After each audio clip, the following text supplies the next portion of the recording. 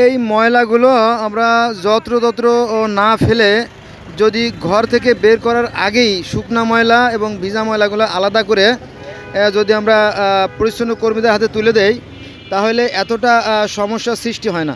আপনি দেখেন যে এখানে মহামূল্যবান জিনিসগুলো রয়ে গেছে। এখানে যে সবজিগুলো আছে, দেখেন এখানে যে সবজিগুলো আছে, তারপরে যে ভাতগুলো আছে, তারপরে অন্যান্য ফল আছে, এগুলো কিন্তু আমরা গবাদি পশুর খাদ্য, অর্থাৎ যে সবজিগুলো আছে এগুলো গরু ছাগলের খাদ্য হিসেবে, এবং যে ভাতগুলো আছে এগুলো হাঁস মুরগির খাদ্য হিসেবে আমরা ব্যবহার করতাম।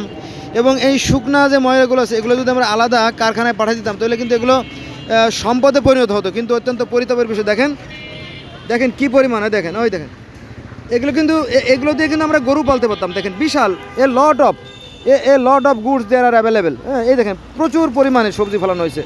হ্যাঁ, প্রচুর প্রচুর, দেখেন এখান থেকে ভরা।